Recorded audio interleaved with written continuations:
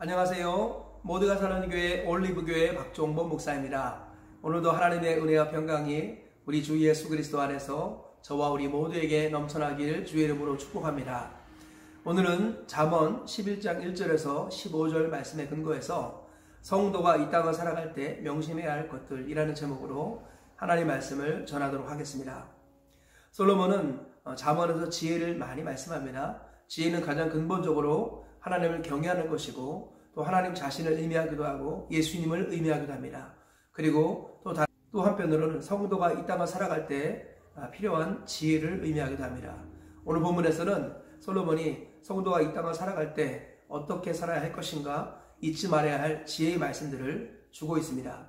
오늘 이 말씀을 좀 더 자세히 살펴보시면서 이 땅을 살아가는 그리스도인으로서 합당한 지혜와 복이 임하고 그리하여서 맛을 회복하고 빛을 되찾으며 열매를 맺는 그리스도인으로 세워지시는 저와 우리 모두가 되시길 주의 이름으로 축복합니다. 먼저 오늘 본문 말씀을 세 가지 정도로 살펴보도록 하겠습니다. 첫째로 정직과 공의는 자기를 인도하고 죽음에서 건진다라고 솔로몬이 말씀하고 있습니다. 1절부터 6절까지 이렇게 말씀합니다. 속이는 저울은 여호와께서 미워하시나 공평한 추는 그가 기뻐하시느니라. 공평이란 말이 나오지요. 정직한 자의 성실은 자기를 인도하거니와 사악한 자의 패역은 자기를 망하게 하느니라. 정직한 자의 성실 이런 말이 나오지요. 재물은 진노하시는 날에 무익하나 공의는 죽음에서 건지느니라.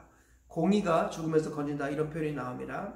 또 5절 완전한 자의 공의는 자기의 길을 곧게 하려니와 악한 자는 자기 악으로 말미암아 넘어지리라.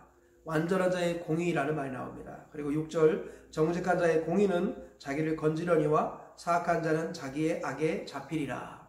네, 1절에서 6절까지의 말씀을 보면 공의와 정직이라는 말이 많이 나옵니다. 솔로몬은 성도가 이 땅을 살아갈 때 공의와 정직으로 살라. 그러면 그 정직과 공의가 우리의 앞날을 인도할 것이고 그리고 죽음에서 건져줄 것이다. 이렇게 말씀하고 있다라는 것입니다.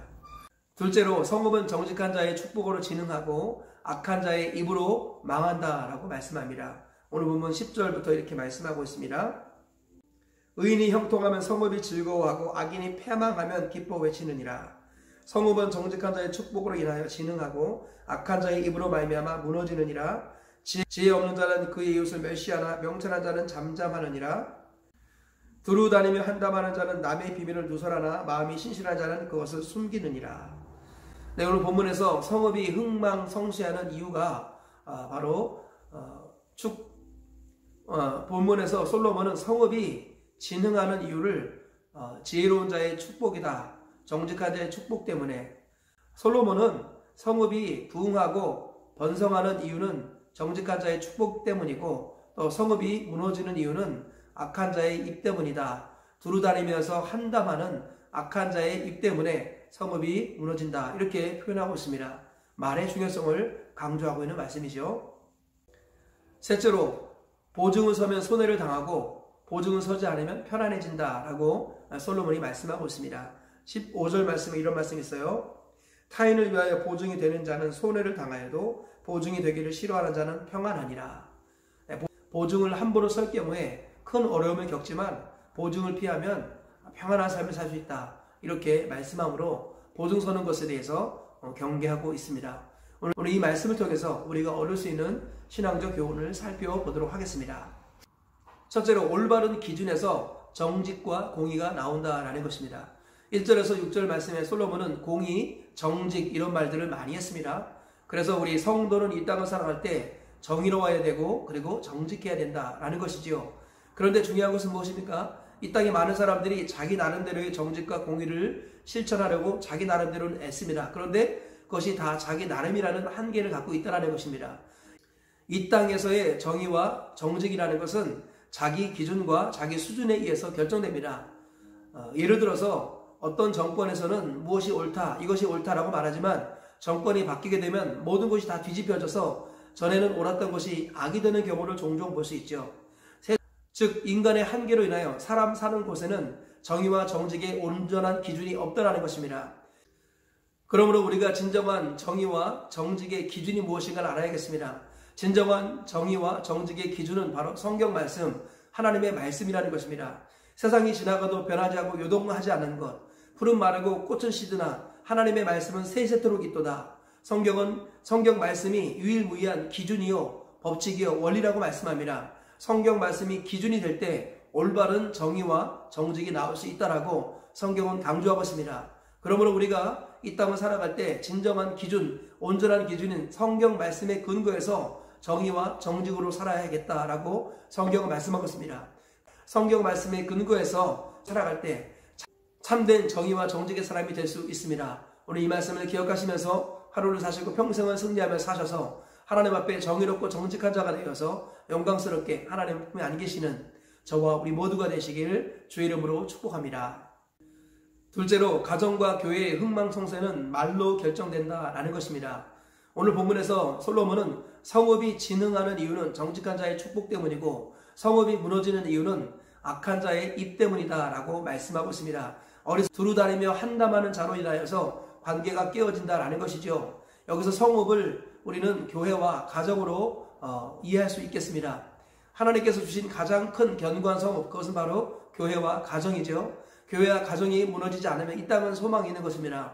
그러나 교회와 가정이 무너져 내리면 이 땅에는 더 이상 소망이 없는 것입니다. 그런데 이 교회와 가정의 흥망성쇠, 그것이 바로 말에 달려있다라고 오늘 본문에서 말씀하고 있는 것입니다. 정직한 자, 하나님의 말씀을 기준으로 살아가는 자가 축복할 때 그 교회와 가정은 견고하게 세워진다라고 성경은 말씀합니다. 그러나 미련하고 악한 자가 한담하고 두루다니면서 한담하고 그리고 다른 사람들을 이간시키고 그리고 중상모략하고 그리고 미련한 말을 내뱉을 때 그때 교회와 가정은 무너져 내리기 시작한다라고 말씀하고 있습니다. 그러므로 이 땅의 유일한 소망인 교회와 가정이 바르게 세워지는 길이 무엇입니까? 바로 말씀을 기준으로 살아가는 사람이 말을 하는 분위기가 되어야 한다는 것입니다. 하나님 말씀과 다른 말, 다른 마음, 다른 뜻을 품은 자가 이상한 말 하는 것들을 용납해서는 안 되겠습니다. 교회 안에서, 가정 안에서 아버지와 또는 목사님과 다른 말을 하는 사람들, 그런 사람들이 주도권을 쥐어서는 안 되겠습니다. 하나님께서는 말씀을 맡은 자와 함께 또는 가정에서의 아버지와 함께 같은 말, 같은 마음, 같은 뜻을 품고 같은 열매를 맺어야만이 비로소 교회와 가정이 바르게 세워질 수 있다라고 말씀하고 있습니다. 형제들아, 우리 주 예수 그리스도 안에서 너희를 권하노니 모두가 같은 말을 하고 너희 가운데 분쟁이 없이 같은 마음과 같은 뜻으로 온전히 합하라. 사도 바울은 교회 건강의 열쇠로서 같은 말, 같은 마음, 같은 뜻을 말씀했습니다. 그리고 그것이 같은 열매를 맺는 길이다라고 성경은 말씀하고 있습니다. 교회와 가정은 DNA가 동일합니다. 교회 건강의 길이 같은 말, 같은 마음, 같은 뜻이라면 가정 건강의 길도 같은 말, 같은 마음, 같은 뜻인 것입니다. 교회가 바른 말을 하는 사람이 하나가 될 때 바르게 세워지는 것입니다. 가정도 바른 말, 같은 말을 하는 사람들이 하나가 될 때 바르게 가는 것입니다. 이 원리를 꼭 깨달으시면서 두루다니며 한담하는 사람이 주도권을 쥐는 교회와 가정이 아니라 두루다니면서 덕담하고 두루다니며 복음을 전하는 정직한 자의 축복이 흐르는 그런 교회와 가정이 되어서 교회와 가정이 평안하게 든든히 세워져가는 놀라운 은혜와 은총이 있기를 주님의 이름으로 축복합니다. 셋째로 하나님의 보증하심을 믿고 이웃에게 영적 보증이 되는 삶을 살라라는 것입니다. 오늘 본문 15절에서 타인을 위하여 보증이 되는 자는 손해를 보거니와 보증이 되기를 싫어하는 자는 평안하리라 라고 말씀합니다. 함부로 보증 섰다가는 큰 손해를 겪는다라는 것을 말씀하고 있습니다. 이 말씀을 일단은 문자 그대로 문맥적으로 받아들인다면 교회 안에서나 가정 안에서도 함부로 보증을 서서는 안 된다라는 것입니다. 함부로 보증을 섰다가는 관계가 깨어지고 또 재물도 잃게 되고 그리고 신앙도 잃어버리는 경우가 있다라는 것입니다. 보증은 하나님 외에는 설 수 없죠. 하나님만이 보증하신다는 것을 믿으며 우리 예, 아니요, 아니요만 말할 수 있는 겸손한 하나님의 사람이 되어야 할 줄 믿습니다. 반면에 성경은 하나님께서 우리에게 보증을 서주신다라고 말씀합니다. 고린도후서 1장 22절을 보니까 그가 우리에게 또한 인치시고 보증으로 우리 마음에 성령을 부어주셨느니라. 또 고린도후서 5장 5절에도 이렇게 말씀합니다. 곧 이것을 우리에게 이루게 하시고 보증으로 성령을 우리에게 주신 이는 하나님이시니라. 하나님께서는 우리의 구원과 인도와 보호 이것을 위해서 성령으로 우리를 보증하셨다고 말씀합니다. 하나님께서는 내가 너를 책임지겠다라고 말씀하시고 도장을 꽝 찍으셨는데 그 도장이 바로 성령이시라는 것입니다. 그러므로 우리 영혼의 구원의 확신을 믿어야겠습니다. 하나님께서 우리를 보증하시고 성령을 부어주셨으므로 성령이 내 안에 있다는 것을 확신하고 경험하신 분들은 그 성령의 보증을 믿고 담대히 이 땅을 살아가야겠습니다. 그러면서 동시에 성도는 영적으로 보증이 되는 삶을 살아야겠습니다. 육적으로는 함부로 보증을 서서는 안 되겠지만 영적으로는 보증이 되는 인생이 되어야 합니다. 예를 들자면 인생에 고난이 많습니까? 성경 말씀을 따라 나와 같이 해보십시오. 이렇게 말하시는 것, 이것이 바로 보증이 되는 삶인 것입니다. 예수님께서 나를 따라오너라, 내가 너희를 사람 닦는 어부가 되게 하리라 하셨던 것처럼 우리도 우리 이웃을 향하여 나를 따라오십시오, 나처럼 해보십시오. 그러면 잘 될 것입니다. 그러면 구원을 받을 것입니다. 이렇게 말할 수 있는 자가 되어야 한다라는 것입니다. 그리하여서 육적으로는 함부로 보증 서지 않되 영적으로는 보증이 되는 인생 되시길 축복합니다. 그리하여 우리의 삶이 다른 사람들에게 영적 나침판이 되고 다른 사람들에게 성경책이 되고 다른 사람들에게 전도주가 되어서 우리를 통해 허다한 영혼들이 주님께로 돌아오는 하나님의 역사를 경험하시기를 주의 이름으로 축복합니다. 말씀의 결론을 맺겠습니다. 오늘 솔로몬이 성도들이 이 땅에서 살아갈 때 실제적인 삶의 방법들을, 삶의 지혜들을 말씀합니다. 이것을 통해서 우리가 얻을 수 있는 교훈 3가지를 발견했습니다. 첫째로는 올바른 기준 속에서 정의와 정직이 나온다는 것 꼭 기억해야겠습니다. 세상 정의와 정직의 온전한 변하지 않는 기준은 바로 성경 말씀이라는 것입니다. 말씀을 따라 살아갈 때 올바른 정의와 정직이 나올 수 있다는 것입니다.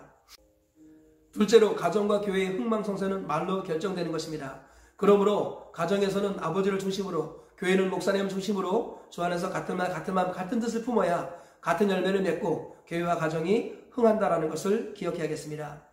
셋째로 하나님이 보증하심을 믿고 보증이 되는 삶을 살라고 말씀하십니다. 우리 주님께서는 육적으로는 함부로 보증 서면 큰 손해를 겪지만 영적으로는 보증이 되는 삶을 살라고 오늘 우리에게 교훈하십니다. 하나님이 우리를 성령으로 보증하셨듯이 우리도 우리 믿음과 신앙을 따라 주변의 사람들에게 영적 보증이 되어서 나와 같이 되십시오, 나를 따라와 보십시오 말할 수 있는 우리 모두가 되시길 축복합니다. 그리하여서 우리를 통한 허다한 영혼들이 주님께로 돌아오는 은혜가 있기를 축복합니다. 오늘 3가지 말씀 기억하시면서 이 말씀 붙들고 하루를 사시고 평생을 승리하며 사시다가 하나님 품에 영광스럽게 안기시기를 다시 한번 주의 이름으로 축복합니다.